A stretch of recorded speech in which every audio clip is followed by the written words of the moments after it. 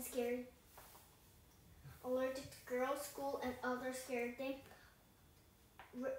Written by Lenore Look, illustrated by Lei Wen-Fan, and published by Yearling. Chapter 1, Once Upon a Time.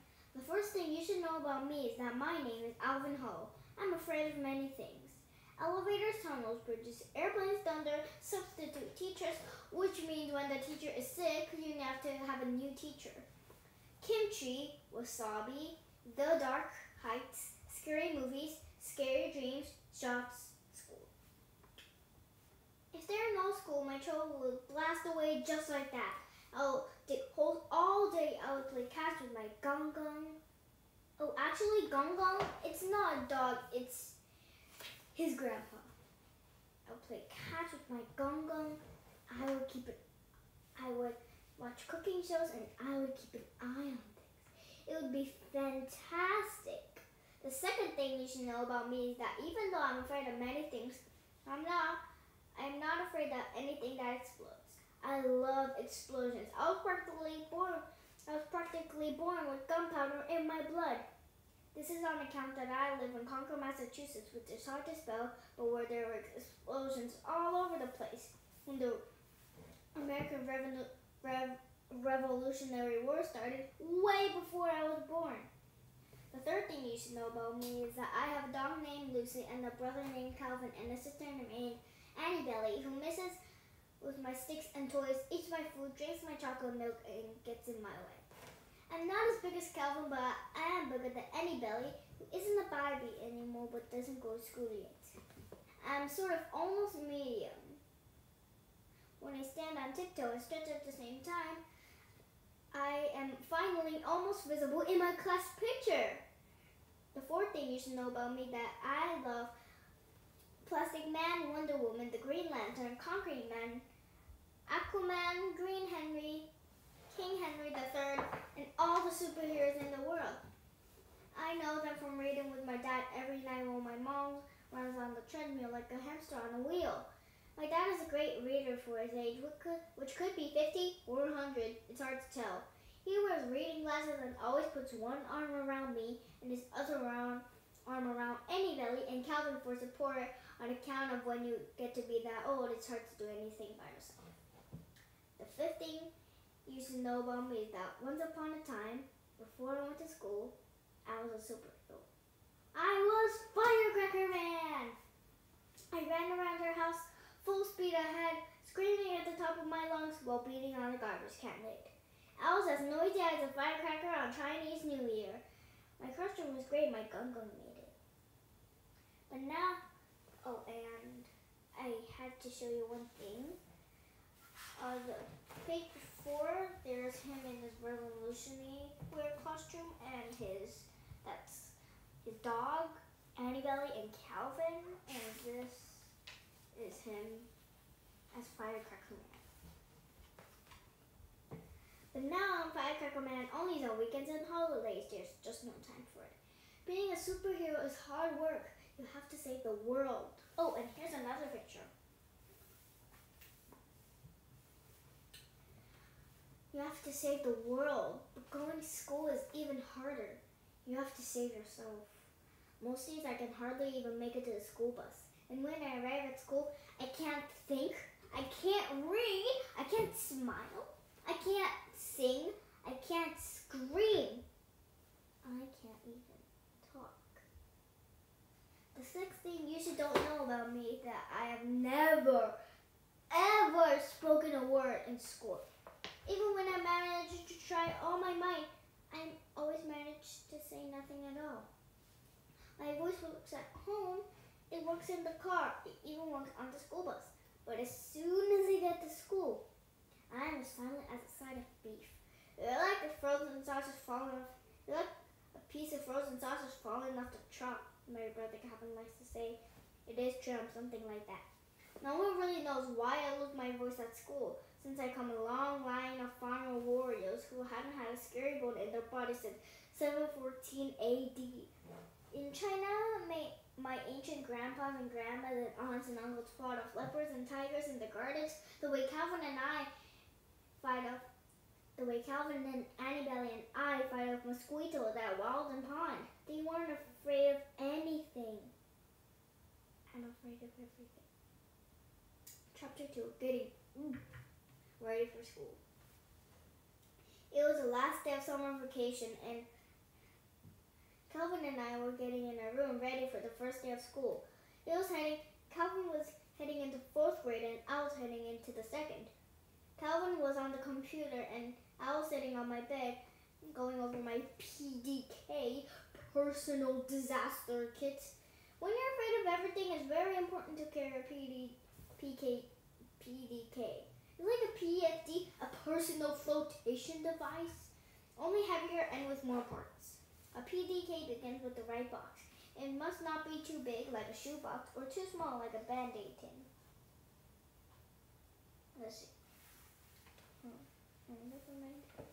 The handle on it is good, but on a log is bad because on account of it, it'll keep you out when you need to get in. I use a waterproof fly box with compartments, which is just perfect. You can put anything in a PDK, but mostly it should be things that are useful in a disaster. Oh, here's him with the PDK, and it says useful in a disaster, such as a whistle. If I lose my voice, a whistle is very handy. A 3-leaf clover, because I couldn't find a 4-leaf one. Garlic for fending off vampires and teachers. Dental floss, handy for trapping, wrapping, tying, and hanging things out of any village. Band-aids, a magnifying glass for general curiosity and also can be used to start a fire. A mirror for sending signals in case you can't start a fire. A bandana for preventing smoke inhalation. Oh, wait. Let's see. It can be used for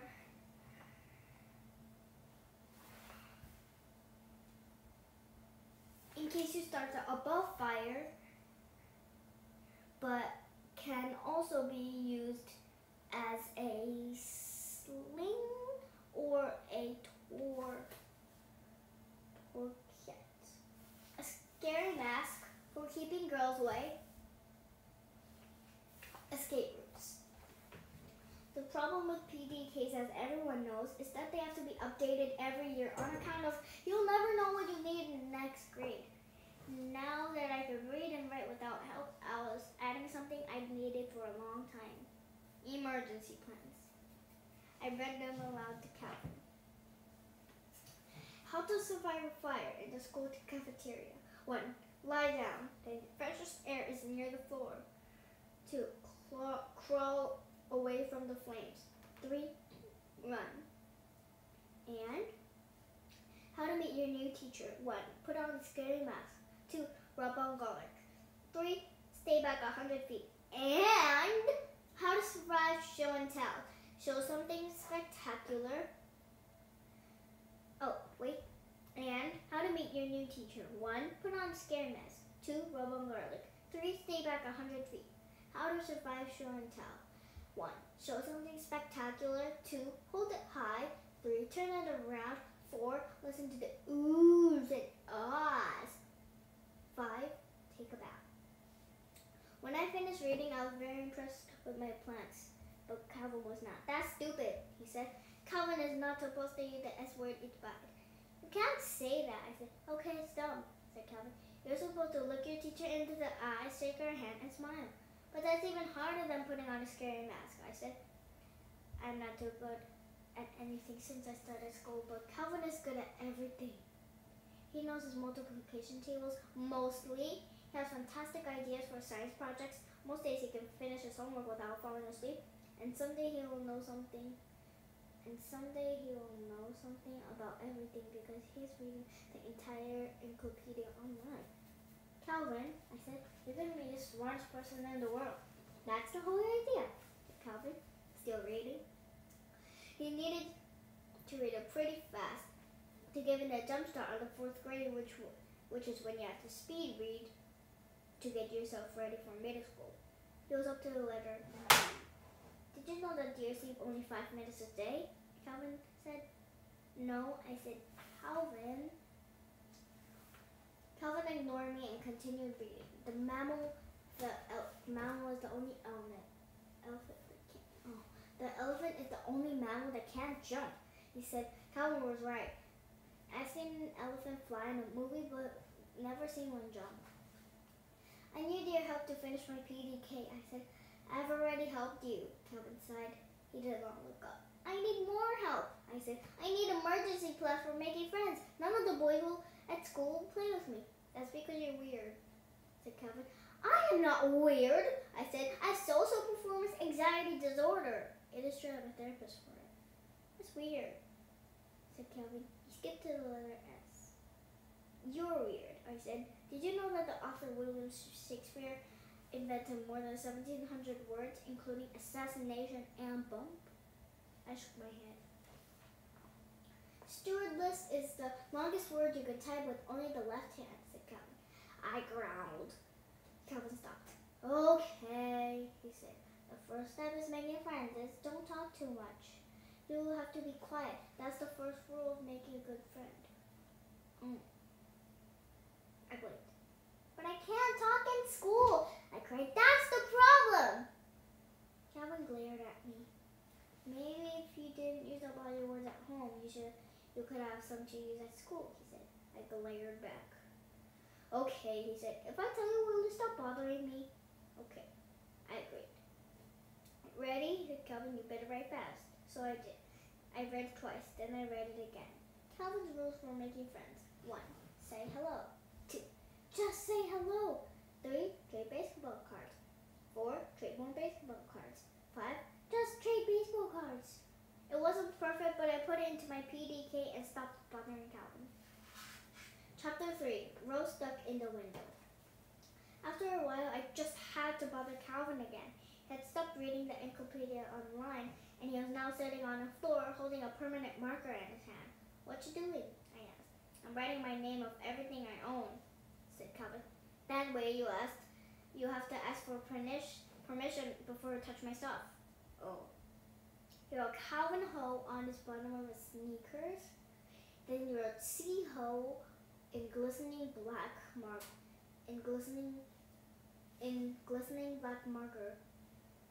on the bottom of his baseball glove.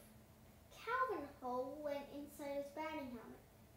Finally, he began writing Alvin Ho inside his favorite books, which are also my favorite books. It looked like I had better get started before everything belonged to Calvin. So I grabbed another marker and wrote Alvin Ho on my baseball.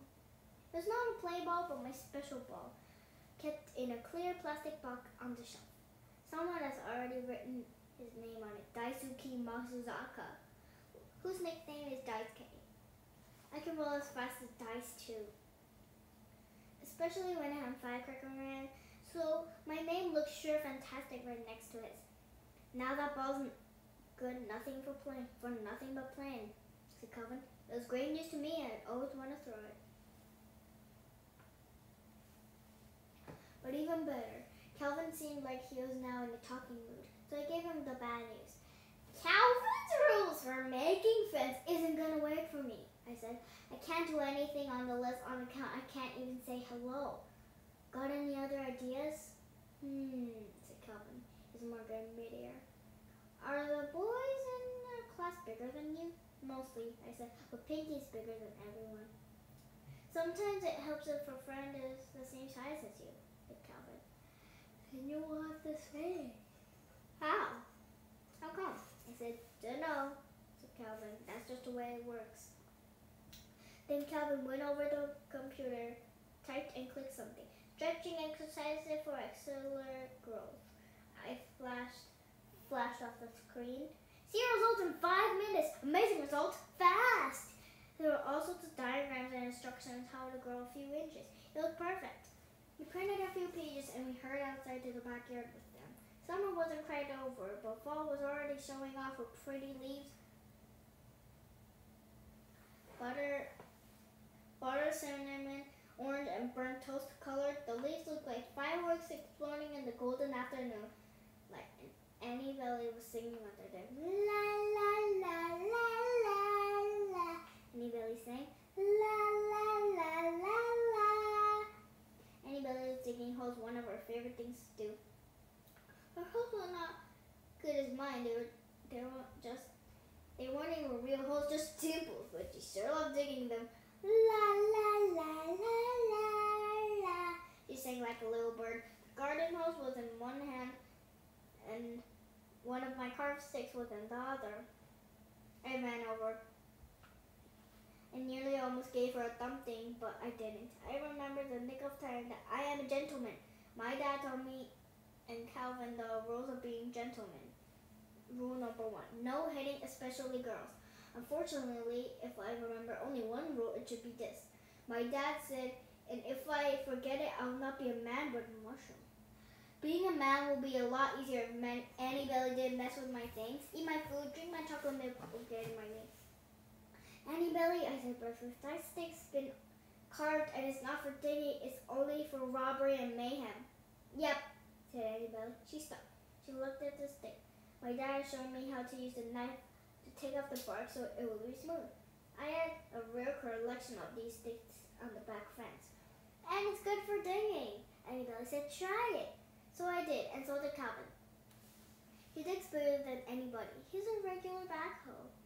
Someday he could be the world's best hole digger. Dirt flew, water gushed. It was great.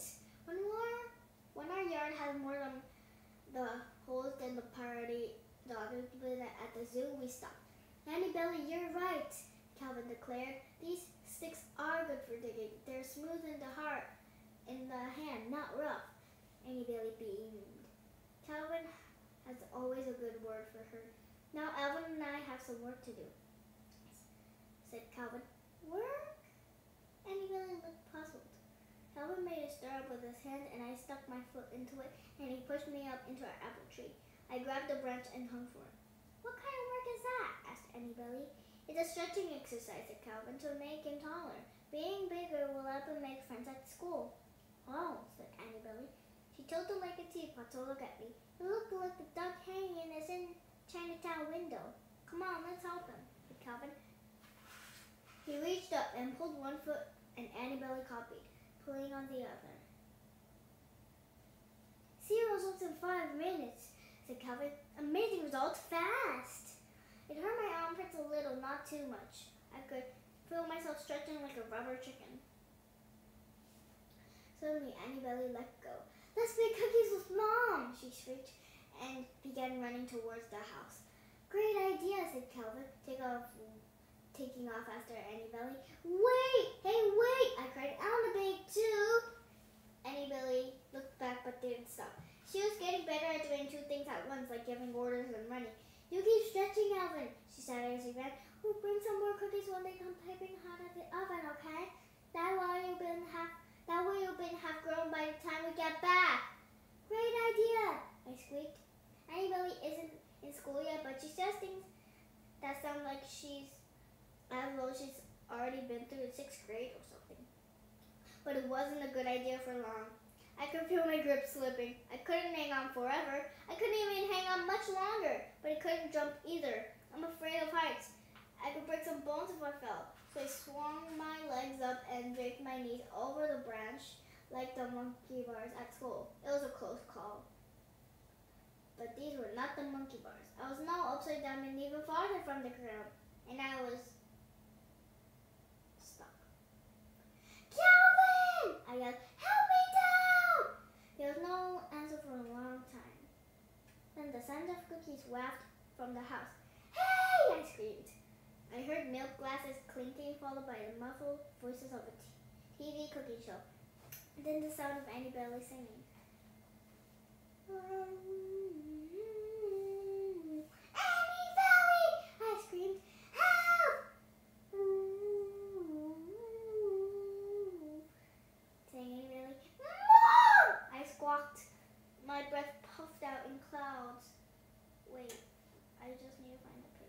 no. Here it is.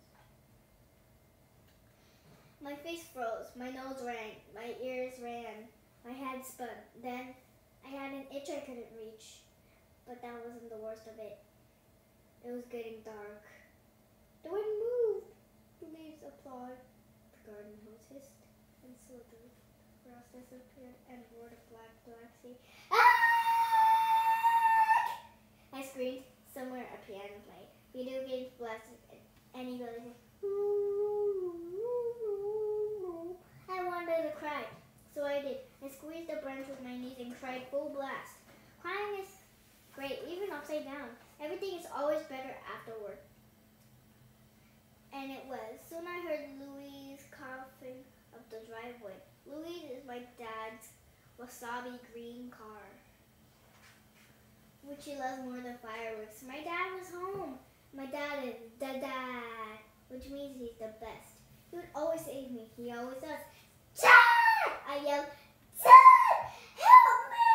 Dad! I'm in the tree! I screamed as loudly as I could. There's only one problem. No sound came out of my mouth. My voice is all in my head. Out there in the cold and the dark.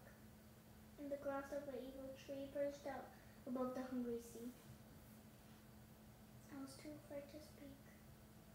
And school hasn't even begun! Oh, you poor thing, my mom said, my mom rolling me up into a blanket before carrying me up into the house. How could we forget you? It is easy to forget me. I don't make much noise whenever I'm scared out of my wits. And my dad says, out of sight, out of mind, which means if you don't see me, you won't think of me either. But finally, with my lunch, my mom saw my empty place at the dinner table. She thought of me.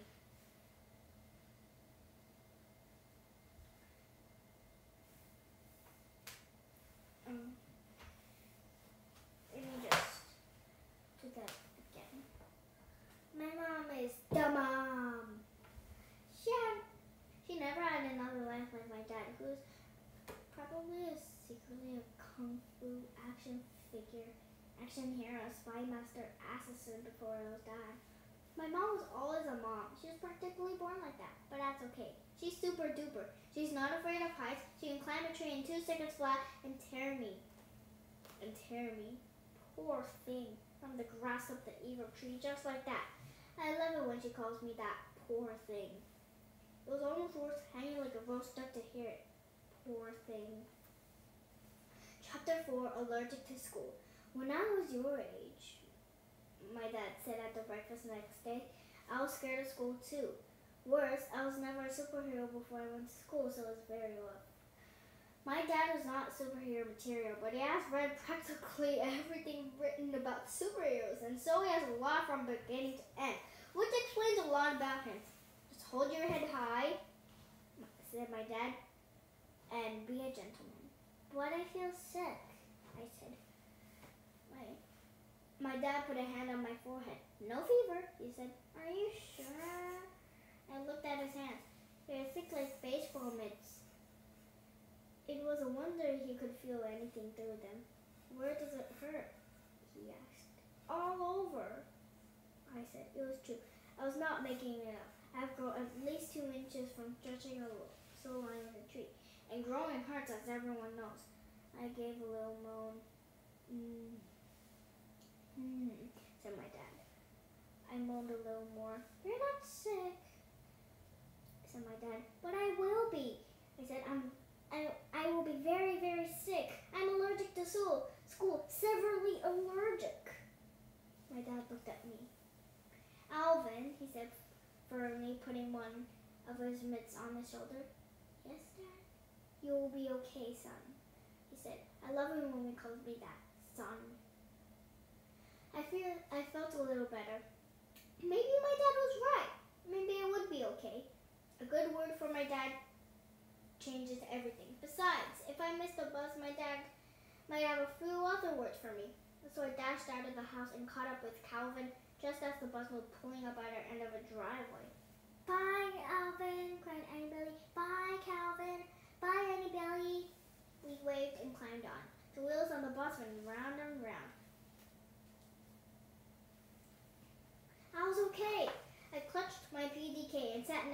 Calvin in the back of the bus where all the fourth graders sit. The big kids screamed their heads off. I screamed my head off. We bounced up and down. You will be okay, son. My dad's voice echoed between my ears. I smiled at Calvin, and Calvin smiled back. I was okay. Then we arrived at school. My sneakers landed like a couple of cement blocks when I got off the bus. Thump, thump. My stomach turned into a washing machine like I got inside. When I got inside, I found a door that said second grade, Miss Petzolozzi. My throat tightens. Welcome, said a lady. I'm Miss P. I stopped dead in my tracks. Her hair was shiny and her skin was clean. She smelled like fresh laundry out of the dryer. She smiled like me, but I did not smile back. I hardly even looked at her. I clutched my PDK. I felt dizzy. I looked around. The room was bright and neat. The walls were blank except for a picture of Henry David Thoreau and another picture of a small cabin. It's a copycat version of the original cabin that Henry had built at the Walden Pond with his own hands. Henry David Thoreau is my hero, Escher said to her best friend Flea. You know, he kept a really cool journal. My sister said we get to read part of it in second grade. Everyone pushed past me. Eli shoved Scooter and Scooter shoved back. You're it, cried Scooter, tagging Ellie, who tripped back over Jules, who was curled on the floor waiting for someone to leapfrog. Then Hopeson and Mia scuttled across the room like two crabs in a deadlock. They were terrific. Everyone rolled around me. I was in the middle of it, but nodded in awe. So far, second grade wasn't different from first grade, which wasn't any different from kindergarten. I was thinking of running and hiding when... Want to be desk buddies again? It would Flea. She was my desk buddy in first grade. She is a girl. I wanted to say, no way. Nobody wants a girl desk buddy, except for maybe a girl. The scary thing about girls is that they are not boys. Most girls are not good at robbery and mayhem. They can't bunch, but they can kick, which hurts. They skip rope too fast. They are boring. My mouth opened to tell her all this, but my tongue turned into sandpaper. Nothing came out. Come on, said Flea, pulling out the chair next to her. You can sit with me and Esha. Everyone was choosing their seat and sitting down. Soon it would be too late to sit with the boys. I opened my mouth. I wished for my voice. I wished and wished and wished, but nothing came out. Finally, I slumped into the chair. I was not okay. I was allergic to school, but I was even more allergic to girls. Okay, so I think that's it today. I hope you enjoyed our reading of Alvin Ho, Allergic to Girls, School, and Other Scary Things by Laura Luke and illustrated by Lei Wen Pham and published by The Yearling. I hope I see you soon. Bye-bye.